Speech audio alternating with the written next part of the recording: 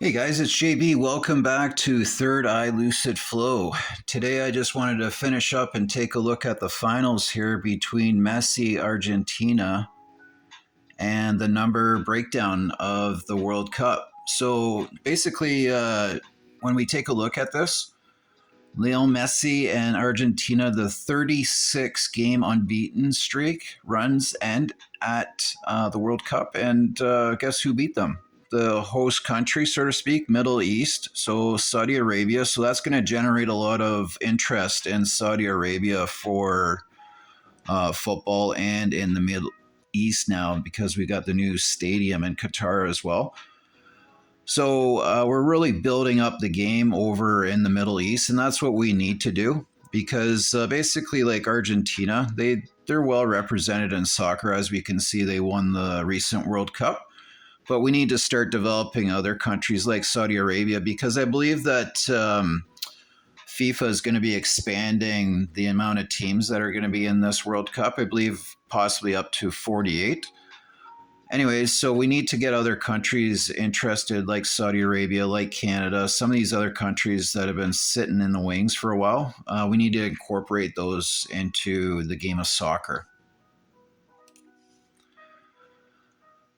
Next up, Argentina actually beat Croatia 3-0 to get into the World Cup. In 2022, it was the FIFA World Cup 22nd edition. As we can see in this particular video game, the French young superstar, he's on the cover of that particular. So that's just brilliant marketing for Xbox to put him on and then him represented in the World Cup. Just tip the hat to FIFA and Xbox and everybody for knowing who to put on there because that's just going to pay off golden for them now. So nice job there. So Lionel Messi scored for the 6th Argentina game in a row to help keep his nation's World Cup alive. So after the first game, I guess, if he didn't score there, or maybe he did, I don't know. But he scored 6 in a row. That's what I do know, and that's what we're looking at, the numbers. I didn't watch any of these games. These numbers just stick out like a sore thumb to me. So here we go, the next one. All right, so Lionel Messi becomes first player in history to score in all 4 knockout matches of the single World Cup. So he scored in all four rounds, but his 6th goal was this particular one that set the record for him. So that was nice to get it on the 6th one again. Lined up real sweet. And then another thing is here in the 2022 FIFA, on the 23rd minute, he scored his first goal of the game, which looks like it was a penalty kick. So that's nice. All right. And then here was what I was saying. FIFA, they plan to expand. So right now we're at 32. And that 2-3 is a real nice number for us.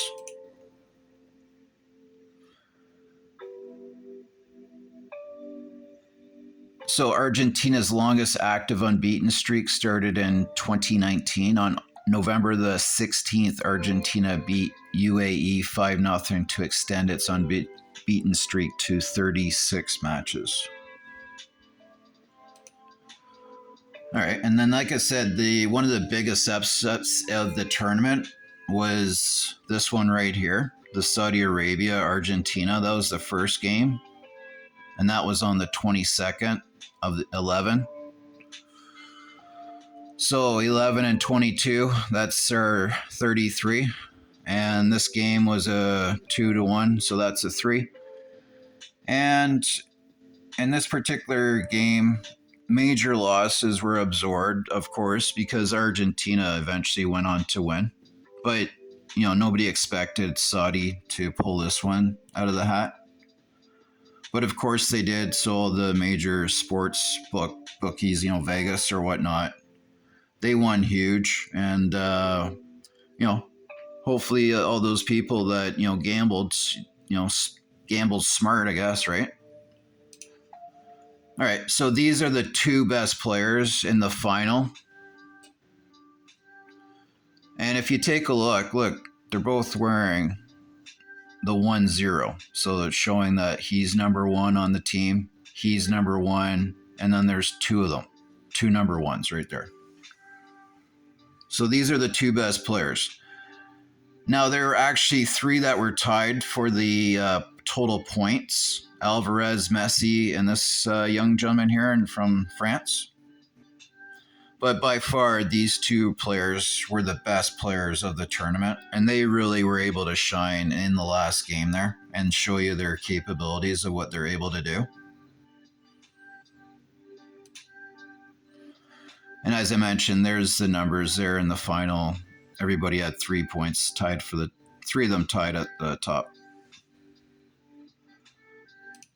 Funny enough, the Paris superstar here, he can actually run at 23 miles per hour, which is nice to know as well. And then when we take a look at the first hat trick that was ever scored in a World Cup, it was actually by an American named Bert Patino. And of course, the France player, he was the second player to score three at 23. So two players score three.